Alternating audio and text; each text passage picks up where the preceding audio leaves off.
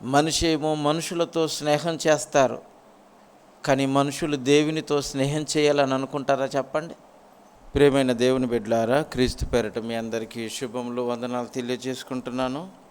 ఈరోజు ఒక ఆధ్యాత్మికమైన ఒక మంచి అంశాన్ని మనం ఆలోచిద్దాం.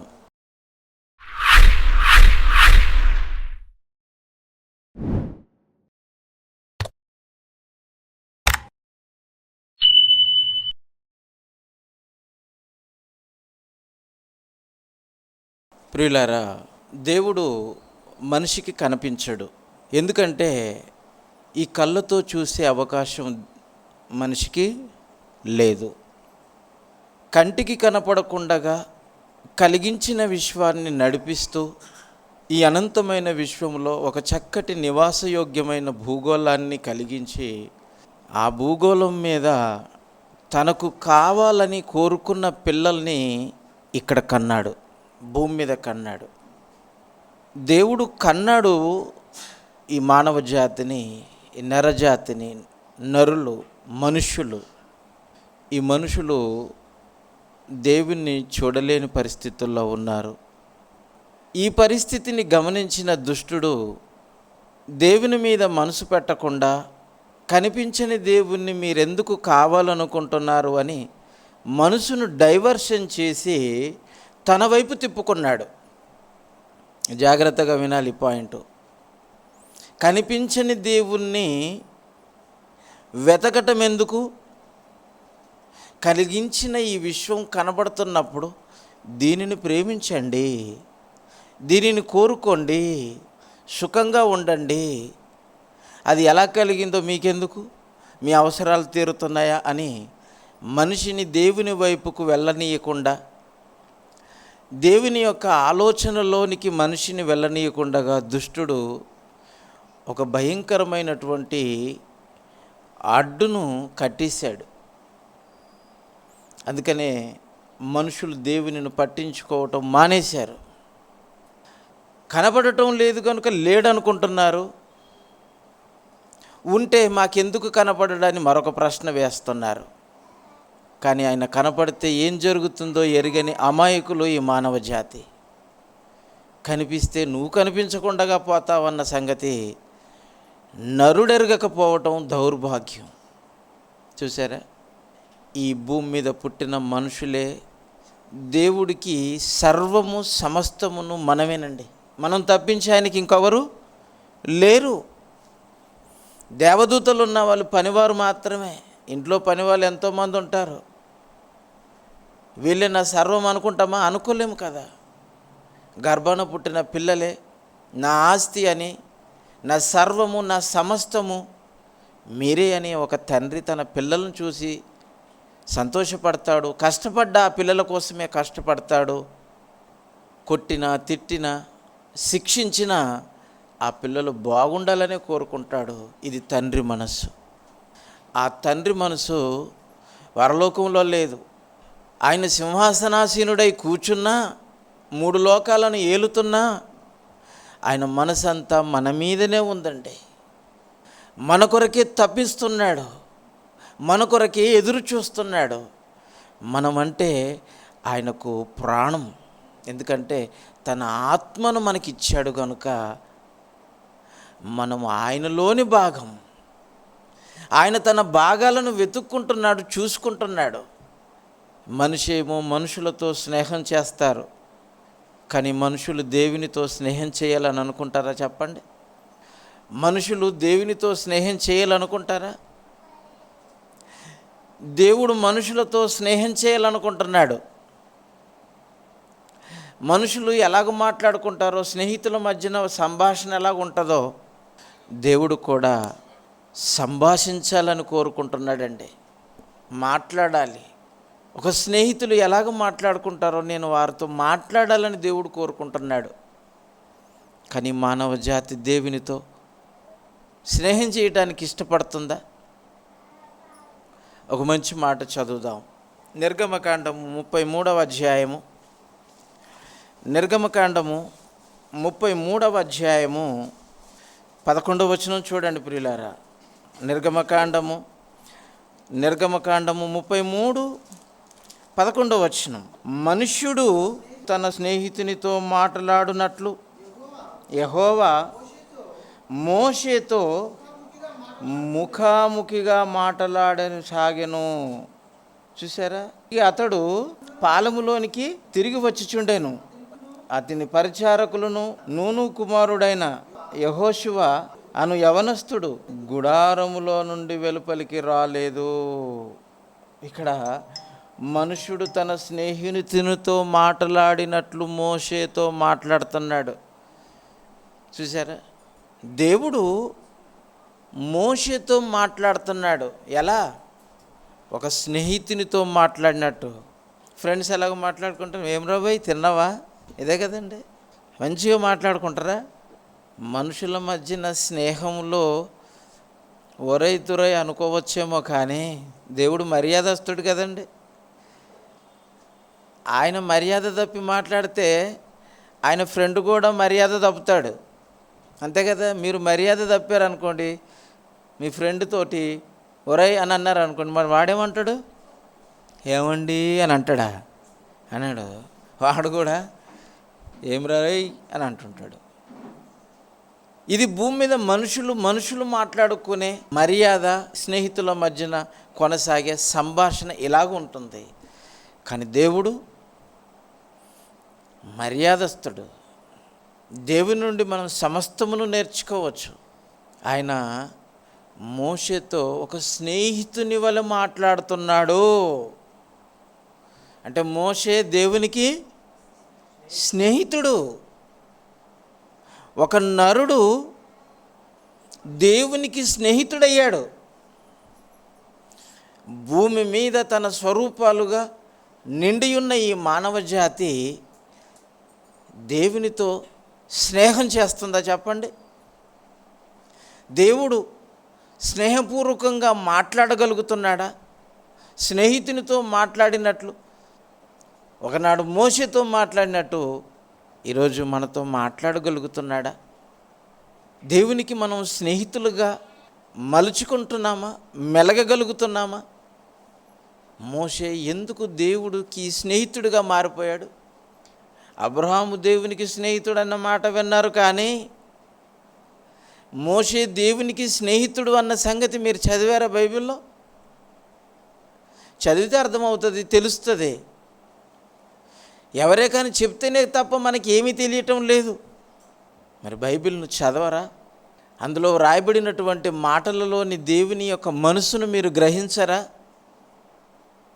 ఒక స్నేహితునితో మాట్లాడినట్లు దేవుడు మోషేతో మాట్లాడుతున్నాడు అని అంటే, మోషే మానవుడు, దేవుడు సృష్టికర్త, ఉన్నవాడు, సర్వలోకాలను ఏలుతున్నవాడు, చక్రవర్తి, 3 లోకాలకు చక్రవర్తి. ఆయన అంతటి మహనీయుడు, మహాశక్తి సంపన్నుడు. 6 అడుగుల మనిషితో స్నేహితుని వల్ల మాట్లాడుతున్నాడు అని అంటే, ఆ మనిషిలోని మంచి దేవునికి నచ్చే స్నేహం చేయటానికి ఇష్టపడ్డాడు. ఆలోచించండి. మోషే దేవునికి స్నేహితుడు. ఎందుకు స్నేహం చేశాడు? తాను ప్రేమించే ఇశ్రాయేలీయుల మీద అతనికి మనసు పుట్టింది. 40 ఏళ్ల వయసు వచ్చినప్పుడు ఐగుప్తు దేశంలో ఇశ్రాయేలీయులు పడుతున్న బాధలు, ఈ ఫరో, ఈ ఐగుప్తీయులు ఎందుకు వీరి మీద ఇంత కఠినంగా వ్యవహరిస్తున్నారు, ఇంత భయంకరమైనటువంటి గొప్ప గొప్ప పనులలో వాళ్ళు శ్రమదానం చేస్తున్నప్పుడు వారికి శ్రమకు తగిన భోజనం కూడా పెట్టకుండా కఠినులుగా మారిపోయారు ఎందుకు అని కష్టపడుతున్న, శ్రమను అనుభవిస్తున్న, స్వేచ్ఛావాయువును పీల్చుకోలేక కఠినమైన బానిసత్వంలో మగ్గిపోతున్న ఇశ్రాయేలీయుల మీద మనసు మళ్ళిందట. తాను ప్రేమించే జనము మీద మనసు మళ్ళినందుకు మోషే మనసును దేవుడు చూశాడు. కనుకనే మోషేతో మాట్లాడాడు, స్నేహం చేస్తున్నాడు.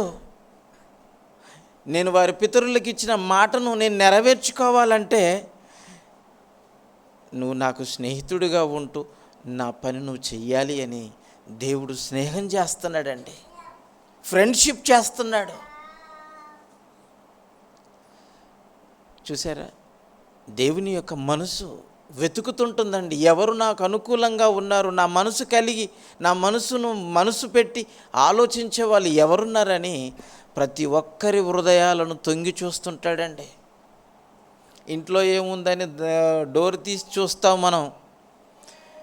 మనం ఎలాంటి వాళ్ళమో మన మనసుని తెరిచి చూస్తాడు దేవుడు. ప్రతిరోజు చూస్తాడు, మీ మనసును కూడా చూస్తున్నాడు.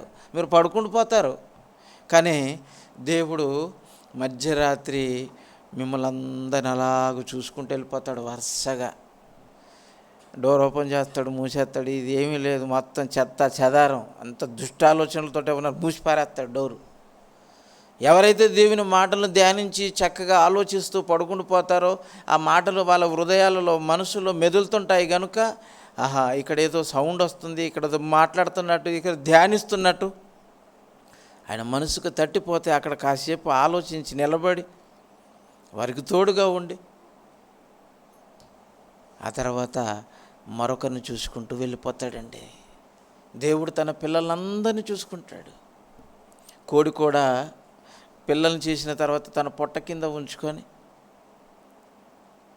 అది నిద్రపోతుంటుంది. మళ్ళీ తెరిచేసి వెంటనే తన పొట్టలోనికి కాళ్ళు తలకాయ పెట్టుకొని పిల్లల్ని చూసుకుంటుంటుంది. ఏ జంతువైనా ఏ ప్రాణి అయినా తన పిల్లల్ని రాత్రిపూట కూడా మధ్యన లేచి పిల్లల్ని చూసుకుంటారే. దేవుడు మీరు పడుకున్న తర్వాత మిమ్మల్ని చూడడనుకుంటున్నారా? చూస్తాడు. నా తండ్రి ఈ రాత్రి వచ్చి నన్ను ఎప్పుడు చూస్తాడో ఏమో, నా తండ్రి నన్ను చూసినప్పుడు నేను చాలా బాగుండాలి, నా మంచి ఆలోచనలు ఉండాలని మంచి ఆలోచనల చేత, మంచి ఆలోచనలు ఎప్పుడు వస్తాయి? మీరు మంచి మాటలు బైబిల్లో చదివినప్పుడే ఆ మాటలు మీ హృదయంలో ఉంటే ఆ హృదయము మీ మాటలను ఆయన మాటలను ఆలోచిస్తుంది కనుక ఆయనకు అనుకూలమైన హృదయంగా మారిపోతుంది. మీరు సినిమా చూస్తూ పడుకుంటూ పోయారనుకోండి, సీరియల్స్ చూస్తూ పడుకుంటూ పోయారనుకోండి, దెబ్బలాడుకుంటూ పడుకుంటూ పోయారనుకోండి, కొట్లాటలు పంచాయతీలు, ఆ తర్వాత మొత్తం గడిబిడి చేసుకొని మొత్తం కుళ్ళు పెట్టేసుకొని పడుకున్నారనుకోండి, ఇది మూసినది అని అనుకొని ముక్కు మూసుకొని అంత దూరం నుంచి వెళ్ళిపోతాడు ఆయన. ఆలోచించండి, ఇశ్రాయేలీయులు పడుతున్న శ్రమను చూసిన మోషే వారి మీద మనసు మళ్ళినందుకు దేవుని మనసు అతని మీదకి వచ్చింది. అందుకనే నీతో స్నేహితుని వల్ల మాట్లాడుతున్నాడు. ఎందుకు స్నేహం చేస్తున్నాడు చెప్పండి? వాళ్ళని విడిపించాలి కనుక, ఈ ఫరో నుంచి విడిపించాలి. అలా విడిపించటం కోసం స్నేహం చేశాడండి. ఎలా విడిపిద్దాం? మీరు నన్ను పంపుతారు, మరి మీరు ఎవరంటని చెప్పాలి అని అంటే, నేను ఉన్నవాడను, అబ్రహాము ఇస్సాకు యాకోబులు అనువాడి దేవుడనని చెప్పు, నేను ఉన్నవాడనని చెప్పు. ఫరో దగ్గరికి వెళ్ళిపోతే నేను ఎలా చేయాలి, ఏం చెప్పాలి అని అంటే, దేవుడు పంపించిన ఆయన సేవకుడు నన్ను చెప్పు, నా మాట చెప్పు, నువ్వు వదిలేస్తాడంటే. అలాగని ఎన్నో సూచక క్రియలు, ఒక్కొక్క సూచక క్రియ చేసే ముందు దేవుడు ఎలా సంభాషించాడో ఆలోచించండి. 10 సూచక క్రియలు చేయించాడు మోషే చేత. నైలు నదిని రక్తంగా మార్చేశాడు. జ్యేష్ఠ కుమారులను హతమార్చినప్పుడు చెప్పాడు. కప్పలను, మిడతలను, తలలో పేళ్లను, ఎన్ని భయంకరమైనటువంటి తెగుళ్లను తెప్పించి బుద్ధి చెప్పించాడు ఫరోకి మోషే చేత.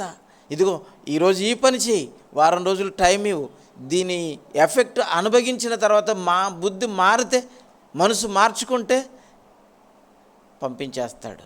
ఇంకా కఠినుడైపోయాడా? మరొకటి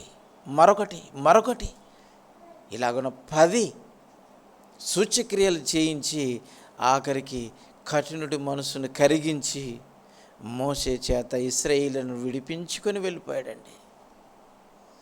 అలా విడిపించుకొని వెళ్ళిపోయాడు. ఆ తర్వాత అరణ్యంలో ఎలా మాట్లాడాడో ఒక మాట చదువుద్దాం. ద్వితీయోపదేశకాండం ఎందుకు దేవుడు ఇశ్రాయేలీయుల మీద ఇంత మనసు ఎందుకు పెట్టాడు? ప్రపంచం మీద ఎంతరో జనాభా, ఎంతో మనుషులు, ఎన్నో జాతులు ఉండగా కేవలం ఇశ్రాయేలీయుల మీదనే ఎందుకు ఆయన మనసు మళ్ళింది? వారిని విడిపించాలని మోషేతో ఎందుకు స్నేహం చేశాడో అన్నది మనకు అర్థం అవ్వాలంటే ఈ మాట చదవండి. ద్వితీయోపదేశకాండం 7వ అధ్యాయం, ద్వితీయోపదేశకాండం 7వ అధ్యాయం 6వ వచనం. ప్రియులారా, నీవు నీ దేవుడైన యెహోవాకు ప్రతిష్ఠిత జనం అన్నాడు. చూడండి, ఇశ్రాయేలీయుల గురించి చెప్తున్నాడు. ఇశ్రాయేలీయులారా, మీరు నాకు ప్రతిష్ఠిత జనం, నేను మిమ్మల్ని ప్రతిష్ఠించుకున్నాను.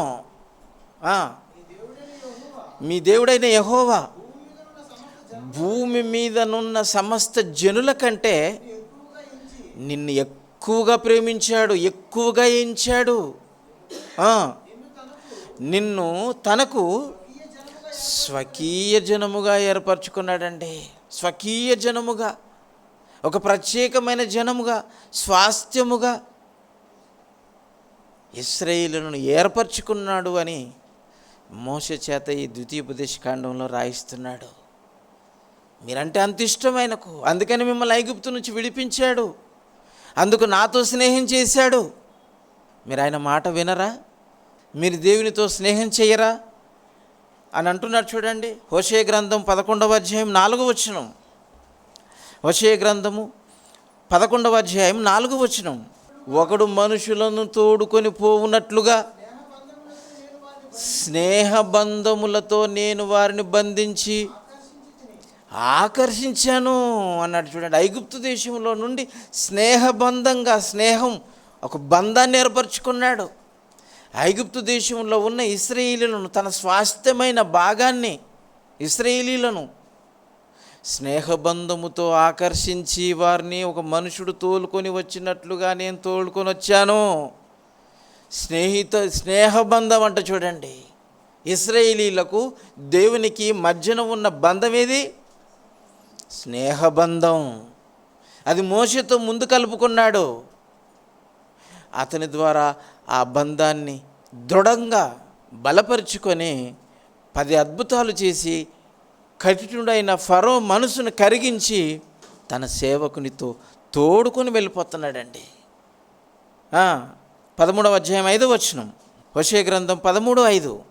మహాయండకు కాలిన అరణ్యములో, చూసారా, ఐగుప్తు దేశం నుంచి దాటిన తర్వాత, ఎర్ర సముద్రం దాటిన తర్వాత అరణ్యాలు. ఆ అరణ్యాలలో ఎండలు ఎలాగున్నాయట? కాలిన అరణ్యములో నిన్ను స్నేహించిన వాడను. ఎండలకి అరణ్యాలు తగలబడిపోయాయి, కాలిపోయాయి.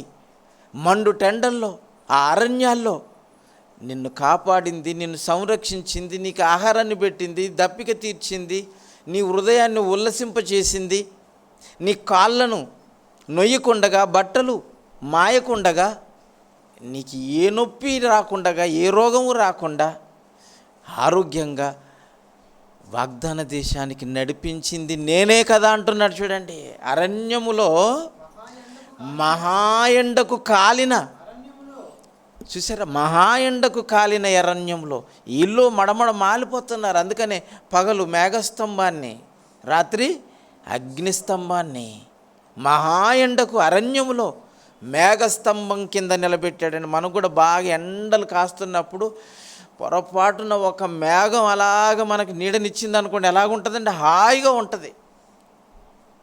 ఎండలో తిరుగుతున్నప్పుడు ఒక మేఘం సూర్యుడికి అడ్డంగా నిలబడినప్పుడు ఆ మేఘం నుండి వచ్చినటువంటి నీడ మన నెత్తిన పడ్డప్పుడు ఎంత ఉపశమనం ఉంటుంది చూడండి.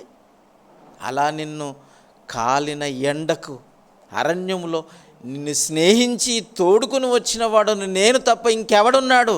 నువ్వు ఎవరితో స్నేహం చేస్తున్నావు? దేవుడు నిలదీస్తున్నాడండి మనిషిని.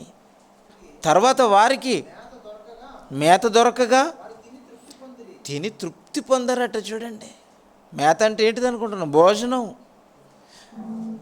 ఆకాశం నుండి కురిపించాడు, పుర్రెలను కురిపించాడు, దేవదూతలు భుజించే మన్నాను తప్పించాడు, మారాను నీళ్లను మధురంగా మార్చాడు, బండ నుంచి చక్కటి నీళ్లను రప్పించాడు.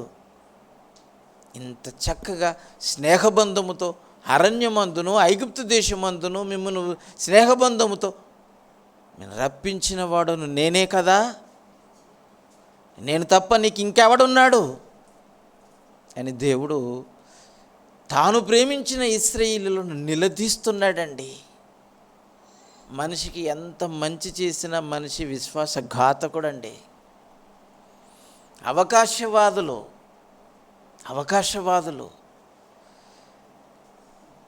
బానిసత్వం నుండి విడిపింపబడిన తర్వాత, అరణ్యంలో ఇంత చక్కగా కాపాడిన తర్వాత, వాగ్దాన దేశానికి వెళ్ళిపోయిన తర్వాత ఎలాగ మారిపోయారు?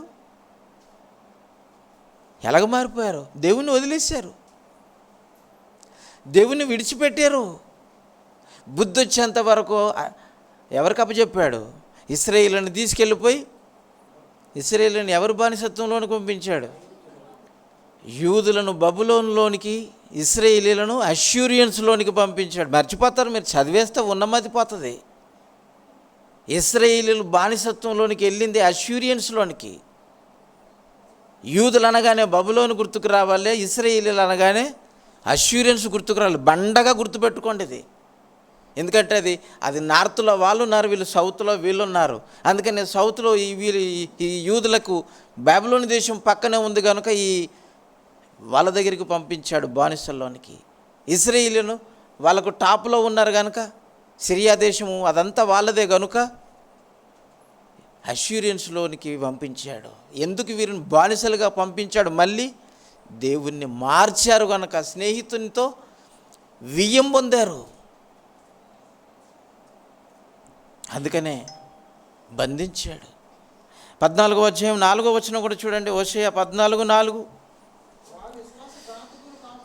వారు విశ్వాసఘాతకులు కాకుండా నేను వారిని గుణపరుచుతునంటే బుద్ధి వచ్చేటట్టుగా వారికి చేస్తాను. పంపించాను అష్యూరియన్స్లోనికి, ఇశ్రాయేలును పంపించాను, బాబిలోన్స్ కిందికి యూదులను పంపించాను.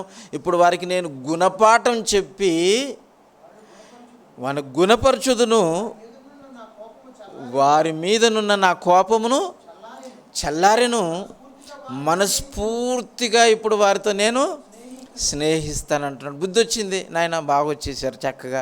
మళ్ళీ బుద్ధి రాగానే మళ్ళీ వచ్చేస్తారు.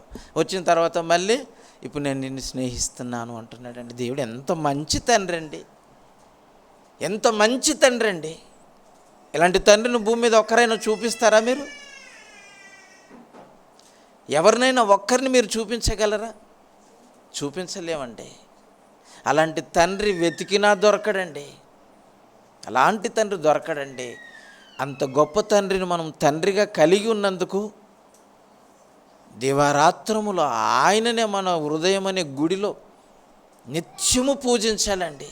నిద్రపోయిన ఆయనను ధ్యానించాలి, మెలకున్న ఉన్న ఆయనను పూజించాలి, ఆయన మాట వినాలి, ఆయనకిష్టమైన కార్యాలు మనం ఎల్లప్పుడూ చేయాలండి. ఇంత మంచి తండ్రిని కలిగి ఉన్న ఇశ్రాయేలీయులు విడిచిపెట్టారండి. ఎంత మంచి స్నేహం అండి. శత్రువుల చేతిలో అణిగిపోతున్నా ప్రేమించి గుణపాఠం చెప్పి గుణపరిచి మళ్ళీ వారిని విడిపించి ఎంత చక్కగా ప్రేమిస్తానంటున్నాడు. కోపం కూడా చల్లారిపోయింది నాయన. చల్లారిపోయిన కోపముతో చల్లబడిన తండ్రి చల్లటి ప్రేమ చూపించాడండి. అందుకనే ఒక మంచి స్నేహితుని గురించి సొలొమోను గారు ఒక మంచి మాట రాశాడు. సామెతల గ్రంథం 17వ అధ్యాయం 17వ వచనం చూడండి. ఇది తండ్రికున్న స్వభావం గురించి రాసిన మాట ఇది. సామెతల గ్రంథం 17:17, నిజమైన స్నేహితుడు విడువక ప్రేమిస్తాడు. చూడండి, శత్రువులకు అప్పగించిన ఆయన ప్రేమ మాత్రం చల్లారలేదండి. గుణపరిచి గుణం వచ్చేటట్టు బుద్ధి వచ్చేటట్టు చేసి కోపం చల్లార్చుకొని మరలా వాళ్ళను ప్రేమించాడంటే నిజమైన స్నేహితుడండి. ఎవరనుకుంటున్నారు? మీ స్నేహితుడు కాదు, మీ స్నేహితుడు గారు, మీరు ప్రేమించే స్నేహితులు కారు వీళ్ళు. నిజమైన స్నేహితుడు తండ్రి ఒక్కరేనండి. ఆ తండ్రి పంపగా వచ్చిన క్రీస్తు ఒక్కరేనండి. ఆ క్రీస్తు వచ్చిన తర్వాత పంపిన పరిశుద్ధాత్ముడేనండి మనకు స్నేహితుడు. ఈ ముగ్గురిలో ఎవరైతే ఉంటారో వాళ్ళేనండి మన స్నేహితులు. తప్ప ఇంకెవ్వరకు మనం స్నేహితులు లేరండి. ఆ తండ్రిని ప్రేమించిన వాడు, కుమారుని ప్రేమించిన వాడు, పరిశుద్ధాత్మను ప్రేమించిన వారు, వారి కొరకు భూమి మీద బ్రతుకుతున్న వారు తప్ప మరి ఇంకెవ్వరు మీకు స్నేహితులుగా ఉండలేరు. ఉన్న అది కొంచెం వరకే. బెల్లం ఉన్నప్పుడే ఈగలు ఆలుతాయట. బెల్లం ఉంటేనే ఈగలు వస్తాయి. మీ దగ్గర బెల్లం ఉందా? ఉంటే మీ చుట్టే తిరుగుతుంటారు చూడండి. బెల్లం ఉంటే ఈగలు 100%. ఎందుకంటే వాసన బట్టి వస్తాయి. చీమలు చక్కెర ఎక్కడుంటే అవి బార్లు కట్టేస్తాయి, వాసన పట్టుకొని వస్తాయి. ఈగలు బెల్లానికి మరిగాయి, చీమలు చక్కెరకు మరిగాయి.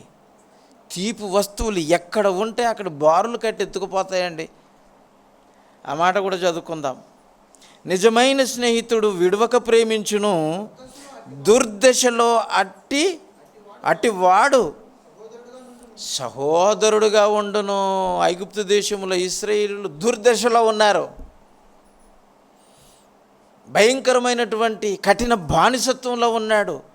నిజమైన స్నేహితుడు దేవుడు కనుక స్నేహబంధముతో వారిని నడిపించాడా లేదా? ఈ మాట ఆయన కొరకు వర్తించే మాట. నిజమైన స్నేహితుడు విడవక, కష్టాల్లో ఉన్న విడవక విడిపించాడే. విడిపింపబడిన తర్వాత కూడా మళ్ళీ ఆ నిజమైన స్నేహితునికి శత్రువులుగా మారితే వారికి శత్రువులైన వారి కిందికి పంపించి గుణపాఠం చెప్పి బుద్ధి వచ్చేటట్లు చేసి మళ్ళీ విడిపించిన తర్వాత మళ్ళీ ప్రేమించాడండి. విడవక ప్రేమించాడు. నీ దుర్దశలో కూడా ప్రేమించేవాడే నిజమైన స్నేహితుడండి. అంత గొప్ప స్నేహితులను మనం సంపాదించుకోవాలి. ఆ తండ్రి సంపాదించుకున్నాడండి ఒక మోషేను బట్టి ఇశ్రాయేలీయులందరినీ సంపాదించుకున్నాడండి. ఆలోచించండి ప్రియులారా. యెషయా గ్రంథం 41వ అధ్యాయం 8వ వచనం చూడండి. యెషయా గ్రంథం 41వ అధ్యాయము 8వ వచనం, నా సేవకుడైన ఇశ్రాయేలు, అంటే యాకోబు గురించి చెప్తున్నాడు. ఓ ఇశ్రాయేలు, ఒక యాకోబు, నా సేవకుడైన ఇశ్రాయేలు లేదా ఒక యాకోబు, నేను ఏర్పరచుకున్న యాకోబు, నా స్నేహితుడైన అబ్రహాము సంతానమా అని అన్నాడు చూడండి. ఎవరి సంతానం అండి? ఇశ్రాయేలీలు దేవుని స్నేహితుడైన అబ్రహాము సంతానం. చూసారా ఎంత మంచి మాట అండి. తండ్రి చెబుతున్నాడు, నా స్నేహితుడైన అబ్రహాము సంతానమా.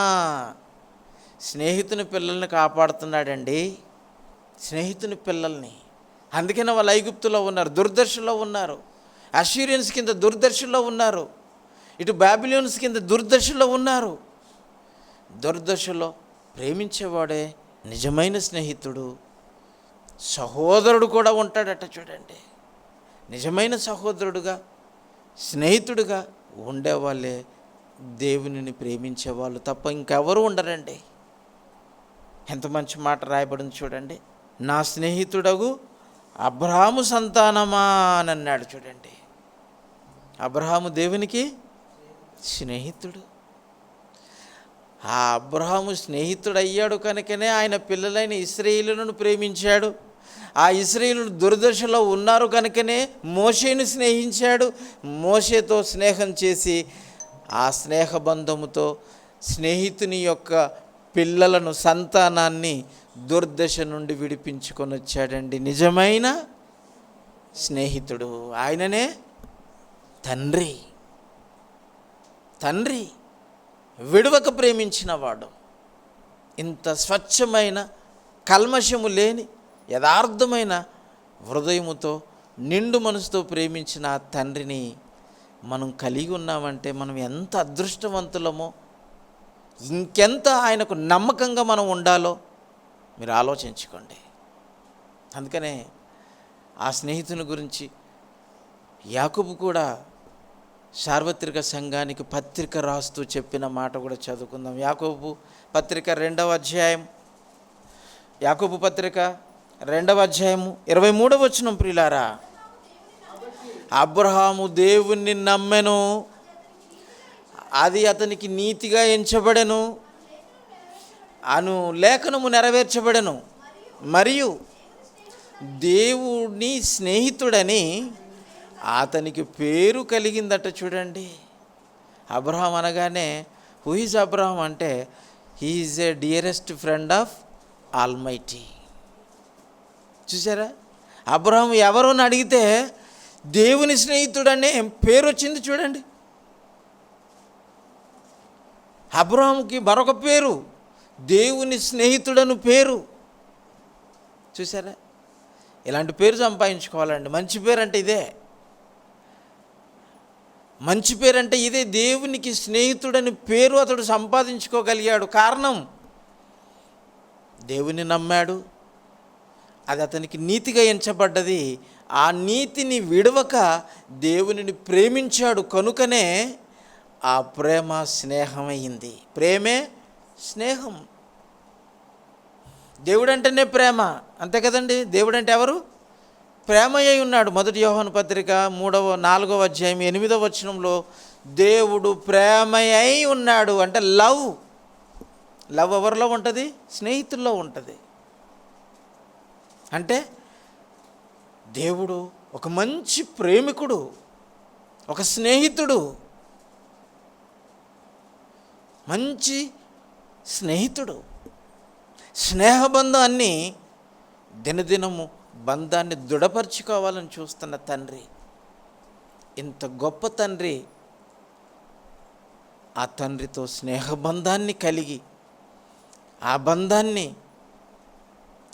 ఎంతవరకు మీరు నిలబెట్టుకోగలుగుతున్నారో ఒకసారి ఆలోచించుకోండి ప్రియులారా. ఇశ్రాయేలీయులు స్నేహబంధంతో ఉన్నారు. మోషే దేవునికి స్నేహితుడిగా ఉన్నాడు. వీరందరికీ జన్మనిచ్చిన అబ్రహాము దేవునికి స్నేహితుడు. ఇంకెవరైనా స్నేహం చేసిన వాళ్ళు ఉన్నారా చెప్పండి? ఉన్నారా చెప్పండి. ఉన్నాడు, చాలామంది ఉన్నారు. ఈరోజు మీకు ఆ లిస్ట్ అంతా చెప్తాను. యెహోషువ, మోషే తర్వాత యెహోషువనే దేవునికి స్నేహితుడయ్యాడు. మోషేతో దేవుడు ఎలా స్నేహబంధముతో నడుచుకొని అతని చేత ఎలాంటి కార్యక్రమాలు చేయించాడో, మోషే తర్వాత యెహోషువతో ఇశ్రాయేలీయులను నడిపించటంలో కూడా యెహోషువతో దేవుడు స్నేహపూర్వకంగానే నడుచుకున్నాడండి. యెహోషువ గ్రంథం 1వ అధ్యాయం 5వ వచనంలో చూడండి ప్రియులారా, మీకు కనపడుతుంది అన్నమాట. నీవు బ్రతుకు దినములన్నింటను ఏ మనుషుడు నీ ఎదుట నిలవలేకయుండును.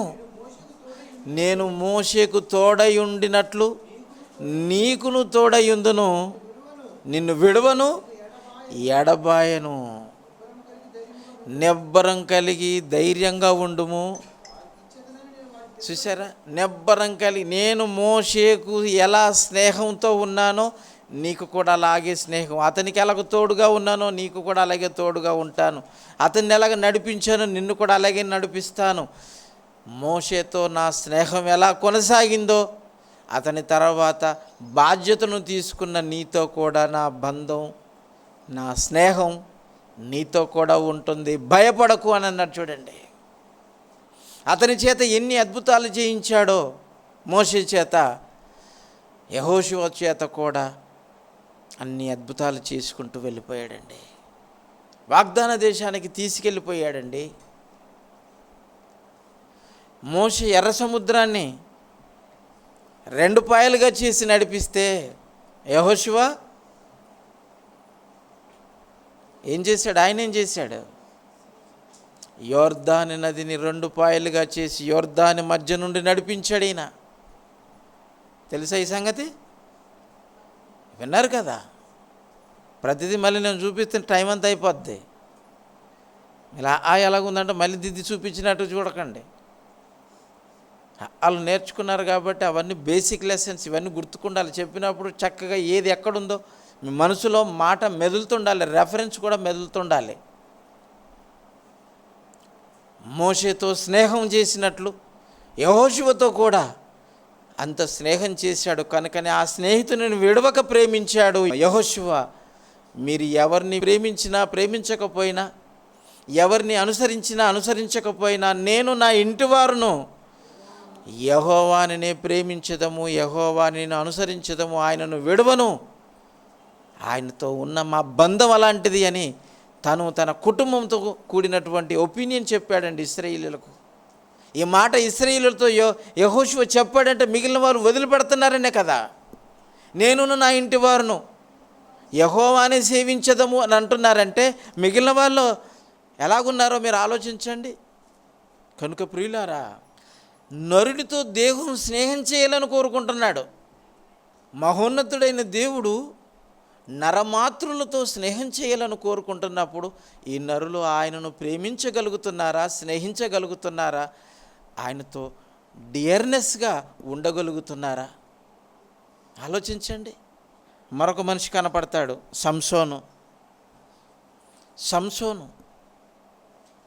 సంసోనుకు కూడా తోడుగా ఉన్నాడా లేదా?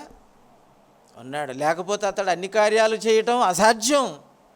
వాగ్దాన పుత్రుడు,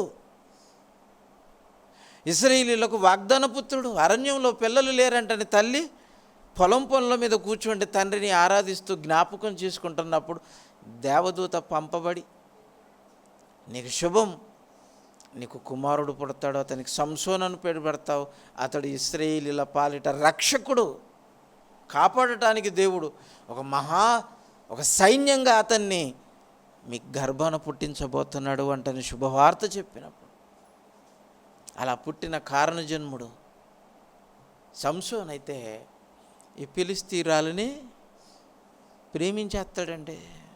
చూసారా? తప్పటడుగులు ఇలాగనే ఉంటాయండి. తప్పటడుగులు వేసాడు. తల్లిదండ్రులు చెప్పినా కుమారుడు వినకుండగా, అమ్మ నా మనసు పారేసుకున్నాను ఆమె మీద, ఆమె అంత అందగతే నా హృదయంలో ఇంకెవరికి స్థానం లేదు, ఆవిడనే నాకు భార్యగా ఉంటుందని తల్లిదండ్రులను ఒప్పించి మెప్పించి ఫిలిష్తీయులతో వియ్యం పెట్టుకొని సంబంధం కలుపుకుంటాడండి. ఏమైందో ఏమో కానీ అమ్మగారింటికి వెళ్ళింది. కొంతకాలం ఏమైందో ఏమో సంసోను కూడా వెళ్ళలేదు, మనసు మార్చుకున్నాడు. ఈలోపు మనసు మార్చుకొని చిన్న గొర్రెపిల్లను తీసుకొని భార్య దగ్గరికి వెళ్దామంటని బయలుదేరాడట. భార్య తండ్రి తిమ్నాతో ఏం చేశాడంటే సంసోను భార్యను సంసోను స్నేహితుడికి పెళ్లి చేసేసాడట. ఈ మధ్య గ్యాప్లోనేనా అంటే ఎడబాసాడు అనుకున్నాడట తిమ్నాతో. ఎడబాసాడు అనుకొని సంసోను స్నేహితునికే భార్యనిచ్చి పెళ్లి చేశాడట. వచ్చేసరికి మేకపిల్లని తీసుకొని వచ్చాడు. మంచిగా పలావ్ చేసుకొని చక్కగా మామగారి ఇంటికాడ భోజనం చేసి భార్యతో మళ్ళీ వెళ్ళిపోదామని వచ్చాడు. కానీ ఈలోపు జరిగిందేంది? మామ తన భార్యను వేరొకరికి, ఇది ఫిలిష్తీయుల యొక్క ఆచారం ఉందేమో ఏమో, భర్త కాసేపు మాట్లాడకపోయేసరికి భార్య దగ్గరికి వెళ్ళలేదు అని అంటే ఓన్ డిసిషన్ తీసేసుకుంటారా? అలా అన్యులు కనుక అలాంటి వాళ్ళు, అందుకని అలాంటితో వియ్యం వద్దని అంటారు మన వాళ్ళు కూడా. ఆ మాట చదవండి, 14వ అధ్యాయం, న్యాయాధిపతుల గ్రంథం 14వ అధ్యాయం 20 నుంచి చూడండి. అతడు కోపించి అతని భార్య అతని స్నేహితునిగా భావించుకొనిన అతని చెలికానికి ఇయ్యబడెను. చూసారా ఏం జరిగిందండి? సంసోను భార్య సంసోను స్నేహితుడికే ఈ తిమ్నాత్ ఇచ్చేసాడట. భయంకరమైన కోపం వచ్చేసింది. కొన్ని దినములైన తర్వాత 15వ అధ్యాయం, కొన్ని దినములైన తర్వాత గోధుమల కోతకాలమందు సంసోను మేకపిల్ల ఒకటి తీసుకొని తన భార్యను చూడవచ్చి అంతఃపురములోనున్న తన భార్య యొద్దకు నేను పోవుదుననుకొనగా ఆమె తండ్రి లోపలికి అతనిని వెళ్ళనీయక నిశ్చయముగా నీవు ఆమెను ద్వేషించితివనుకొని నీ స్నేహితునికి ఆమెను ఇచ్చి తిని అంటే భార్యగా ఇచ్చేసాడటండి. నువ్వు ద్వేషించావేమో, నువ్వు రావటం లేదు కనుక ద్వేషించావేమో, విడనాడామేమో అని ఓన్ డిసిషన్ తీసేసుకొని, నీ చెలికానికే ఇచ్చానయ్యా కనుక ఆవిడ దగ్గరికి నువ్వు మళ్ళీ వెళ్ళకూడదు, నిశ్చయముగా నువ్వు వెళ్ళకూడదు అని అన్నప్పుడు పుట్టడు కోపంతో నిండుకొని ఏం చేశాడు, అరణ్యంలోనికి వెళ్ళిపోయి నక్కలను 300 పట్టుకొని వాటికి 300 నక్కలకు తోకలను కట్టేసి, ఆ తోకలకి దివిటీలను కట్టేసి మొత్తం టోటల్గా వాళ్ళకి ఎన్ని తోటలు ఉన్నాయో, గోధుమ చేను, ఆ తర్వాత వరి, ఆ తర్వాత ద్రాక్ష తోట, ఎన్ని తోటలు ఉన్నాయో మొత్తం 300 నక్కలను వదిలేసాడండి కోపంతో. భార్య మీద పోయింది కదా, మరి భార్య ప్రేమించిన భార్య లేదు కదా, ఎలాగే ఉంటుంది. ఏం చేయడానికైనా సిద్ధపడతారండి. నక్కలను పొలంలోనికి వదిలేశాడు, మొత్తం పంటంతా సర్వనాశనం చేసింది. ఆ తర్వాత ఫిలిష్తీయులు ఏం జరిగింది అని తెలుసుకుంటే, ఇది ఎవరి పని అని అంటే, ఇంకెవరు, మన అల్లుడు ఉన్నాడు కదా, మన అల్లుడు, ఇశ్రాయేలు అల్లుడు ఉన్నాడు కదా, మన అల్లుని పడే, అంతకు మించినాడు ఇంకెవరు లేడు, చేస్తే అతని పనే. వెళ్ళిపోయి అడగండి అత్తమామలని అని అడిగితే, మామ దగ్గరకు వచ్చేస్తే ఇదిగో జరిగింది ఇది, అతడు ఇలాగ చేసి ఉంటాడేమో అంటే, పంటలను నీ అల్లుడు ఎలాగ తగులబెట్టాడో, మా పంటలు సర్వనాశనం అవ్వడానికి నీ అల్లుడు కారణమైతే, ఆ అల్లుడు తగలబెట్టడానికి నీ కూతురు నువ్వు చేసినటువంటి పనికి ప్రతిఫలంగా ఆ అగ్నిలోనే ఆమెను అంటే భార్యను మామని ఇద్దరికి ఆ ఊరి పెద్దలు అందరు కలిసి తగిలేసేసారండి. చూసారా ఎంత మారణకాండ జరుగుతుంది చూడండి. ఈ సంగతి ఎప్పుడైనా చదివారు బైబిల్లో? మీరేమో చదువుతారు, చెప్తేనే తప్ప వినరు. పోనీ చెప్పినప్పుడైనా వింటారా, ముందుకు వచ్చి కూర్చుంటారా అని అంటే లేదు. శాంసన్ డెలీలా కథ సుఖాంతం, తగలబడిపోయింది. కానీ ఆమె నీ భార్య చెల్లెలు ఉంది కదా, ఆ చెల్లెలతో కావాల్సి ఉంటే నువ్వు చేసేసుకో. చూసారా, ఢిల్లీలో పోయింది, ఢిల్లీలో చెల్లి వచ్చింది. ఇది ఢిల్లీలో కంటే డేంజర్ జోన్ ఇది. అందుకనే జాగ్రత్తగా ఉండాలి. ఎవరితో స్నేహం చేస్తున్నామో జాగ్రత్తగా ఉండాలి. ఎవరితో పడితే వారితో స్నేహం చేయకూడదు.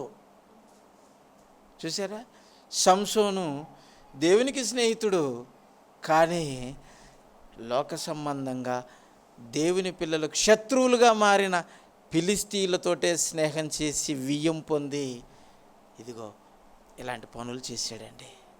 ఆ తర్వాత మరి మామని అతని భార్యని వాళ్ళు కాల్చి చంపిన తర్వాత పగ తీర్చుకోవటం మానేశారంటే, ఇదిగో ఈ యూదాకు వచ్చేసారు. ఫిలిష్తీయులందరూ మంచి సైన్యంగా తయారైపోయి యూదయకు వచ్చిన తర్వాత యూదయలో యూదులనందరినీ పట్టుకోవాలని చూశారు, బానిసత్వంలోనికి తీసుకెళ్ళిపోవాలని చూస్తే, దీని ఎందుకు కారణం అంటని వాళ్ళు అడిగితే, ఇదిగో మా పంటలను అన్ని తగలబెట్టాడు సంసోను, ఎక్కడ సంసోను అప్పగిస్తారా లేకపోతే మిమ్మల్ని పట్టుకెళ్ళిపోవాలా అని వాళ్ళతో అన్నప్పుడు, సంసోను ఒక లోయలో ఉంటాడండి, ఒక గుహలో ఉంటాడు. అక్కడికి వెళ్ళిపోతారు ఈ ఇశ్రాయేలీలందరూ, ఈ యూదులందరూ వెళ్ళిపోయి 2 తాళ్ళతో చక్కగా, ఎన్నో వచనమమ్మది 13వ వచనం చూడు, 15వ అధ్యాయం 13 నుంచి. అందుకు వారు, అలాగూ కాదు, నిన్నేం చంపమయ్యా, యూదులు అంటున్నారు, సంసోను దగ్గరకు వచ్చి పట్టుకెళ్ళడానికి వచ్చారు, లేకపోతే నిన్ను పట్టించకపోతే మా ప్రాణాలు పోయేటట్టున్నాయి అంటని యూదులందరూ సంసోను దగ్గరకు వచ్చి పట్టుకొని, నిశ్చయముగా నిన్ను చంపము కానీ నిన్ను గట్టిగా కట్టి వారి చేతికి, ఫిలిష్తీయుల చేతికి మేము అప్పగించేదాము. 2 కొత్త తాళ్ళు అంటండి. మహనీయుడు తెంపుకుంటాడన్న సంగతి తెలిసే కొత్తగా అల్లారట. 2 కొత్త తాళ్ళు అల్లి అతనికి కట్టి, ఆ బండ సందులో దాక్కున్న బండ సందుల దగ్గర నుంచి అతన్ని తోడుకొని వాళ్ళకి ఇచ్చేసారట. అతడు లేహికి వచ్చే వరకు ఫిలిష్తీయులు ఎదుర్కొని కేకలు వేయగా, అమ్మ చూడండి, నిజమైన స్నేహితుడు దిగాడండి. దుర్దశలో విడువక ప్రేమించే నిజమైన స్నేహితుడు అండి తండ్రి. ఇప్పుడు సంసోను దుర్దశలో ఉన్నాడు, చేశాడు తప్పు, ఓకే, ఇశ్రాయేలు తప్పు చేస్తే అష్షూరుల నుంచి విడిపించలేదా? యూదులు తప్పు చేస్తే బబులోను నుంచి విడిపించలేదా? కోపం చల్లారలేదా? ఇదిగో సంసోను చేసిన దానికి కూడా దేవుడు చల్లబడి దిగాడట. ఎలాగ దిగాడట? యెహోవా ఆత్మ అతనికి బలముగా దిగిపోయిందట. చూడండి, ఎంత స్నేహం చేస్తే అంత బలంగా వస్తాడు చెప్పండి. సంసోను మీదకి దేవుని ఆత్మ బలముగా దిగివచ్చుట వలన అతని చేతులకు కట్టిన 2 కొత్త తాళ్ళను పంచలు తీసేసాడంటే. టప టప టప టప అగ్ని చేత కాల్చబడిన జనుపనారవలైపోయిందట. చూడండి, బుగ్గి బూడిదైపోయిందట. చూడండి, దేవుడు కట్లను తెంపేశాడు, బలాన్ని ఇచ్చాడు. ఎంతమంది వచ్చారో చూడండి. పంట పొలాలు మొత్తం సర్వనాశనం చేసినట్టు ఈ ఒక్కరిని చంపడానికి ఎన్ని వేల మంది వచ్చారో కిందన. అప్పుడు దవడ ఎముక ఒక్కటి దొరికిందటండి. ఈ ఒక్క దవడ ఎముకతోటే 1000 మందిని చంపేశాడటండి. దవడ ఎముక అంటే ఏంటిది? గాడిద దవడ. దవడ అంటే తెలుసు కదండి, ఇలా ఉంటుంది చూడండి. దవడ ఎలాగుంది మనకి? గడ్డం లేక ఉంటుంది. ఇప్పుడు స్టైల్గా గడ్డం ఎలా గీకుతున్నారు? ఒక సైడ్ చూడండి, ఈ గడ్డం ఎలాగ ఉంటుందో కత్తి లేక ఉంటుంది. అది జా అంటారు దాన్ని. ఈ జాను దొరికిందండి. మరి ఆపత్కాలంలో దొరికిపోతాయి. ఏమండి, మనకు కూడా కొడదామంటే ఏది దొరకదు. కట్టి ఎక్కడ ఉందిరా, తీసుకురండి అంటాడు. ఊరకనే ఇస్తే కొట్టాడు. ఏమండి, అంతే కదా. ఇప్పుడు దేవుడు అతనికి దవడ పచ్చి ఎముకండి. ఆ టైంలోనే అంతకు మునిపే చచ్చిపోయింది. మొత్తం మాంసం అంతా ఏదో తినేసాయి పురుగులు బొట్టలు మొత్తం కలిసి. పచ్చి ఎముక దొరకగానే పట్టుకొని 1000 మంది నరులను చంపేశాడండి. 1000 మంది. కత్తి, అది కత్తి కాదు, దవడ ఎముక. ఎముకతో 1000 మందిని చంపాడంటే ఎంత బలాఢ్యుడు. ఇంత బలం అతనికి ఎలాగొచ్చిందంటే దేవుడు ఇచ్చాడు. దేవుడు ఎందుకు ఇచ్చాడంటే దేవుడు అతన్ని స్నేహించాడు కనుక. దేవునితో స్నేహం చేస్తే అలా ఉంటాయండి కార్యాలు. ఇలాంటి కార్యక్రమాలు, దేవుడి కార్యాలు ఎవరైతే చేస్తారో దేవుడు వారికి తోడుగా ఉన్నాడు, వారి వెంబడి ఉన్నాడు, వారితో స్నేహం చేస్తున్నాడు. కనుకనే దేవుని కార్యాలు అలాంటి వారి పట్ల జరుగుతుంటాయి. లేకపోతే కార్యాలు జరగవండి. కార్యాలు జరగవు. మంచి కార్యాలు, దైవ చిత్తానుసారమైన కార్యాలు ఎవరి ద్వారా అయితే జరుగుతుంటాయో వాళ్ళతో దేవుడు స్నేహం చేస్తున్నాడు అని మీరు గుర్తించాలి. మీ మాట విన్నాడా దేవుడు? అయితే దేవుడు మీతో స్నేహం చేశాడు కనుకనే మీ మాట వింటాడు. దేవుని మాటలు వింటున్నారా? దేవుని మాట విని మాటలకు స్పందిస్తున్నారా? దేవుని మాటకు స్పందించి కార్యరూపంగా మీరు ప్రవర్తిస్తున్నారా? అయితే దేవుడు స్నేహితుడే. ఆయనకు భిన్నంగా ప్రవర్తిస్తున్నారంటే మీకు శత్రువైపోతాడు. దేవుడు శత్రువైపోతాడు. చూడండి, దేవుడు మిమ్మల్ని ప్రేమిస్తున్నప్పుడు మీరు ప్రేమించండి. మీ దుర్దశలో కూడా ప్రేమించి మిమ్మల్ని పైకి లేపినప్పుడు మర్చిపోతారా? ఆయనను ప్రేమించకపోతే ఆయన నుండి మరలా మీరు ద్వేషింపబడతారు. ఇది మాత్రం నిశ్చయం అంటున్నాడు. చూడండి, 19వ వచనం చూడండి. దేవుడు లేహీలో ఉన్న ఒక గోతిని తీల్చెను, దాని నుండి నీళ్లు బయట. ఏమండి, ఇంకా ఈ నీళ్ళు ఎందుకు వచ్చాయనంటే 1000 మందిని చంపేశాడు. 1000 మందితో పోరాడి చంపినందుకు ఒంట్లో ఉన్న సత్తు అంతా తగ్గిపోయిందండి. విపరీతమైన దాహం వచ్చేసింది. శత్రువులు చచ్చిపోయారు, కానీ ఇప్పుడు ఇతడికి దాహం వచ్చింది. దాహం తీర్చుకోకపోతే దాహంతో చచ్చిపోయేటట్టున్నాడు. వెంటనే తండ్రికి ప్రార్థించాడు, తండ్రి ఇంత కార్యాన్ని చేసి శత్రువులను చంపేసే శక్తినిచ్చావు, విజయాన్ని ఇచ్చావు, కానీ ఇప్పుడు నా ప్రాణం పోతుంది. శత్రువుల చేతిలో పోలేదు, కానీ నా దాహముతోటే నా ప్రాణం పోయేటట్టుందని దేవుడికి మొరపెట్టినప్పుడు అతడు ఏం చేశాడట?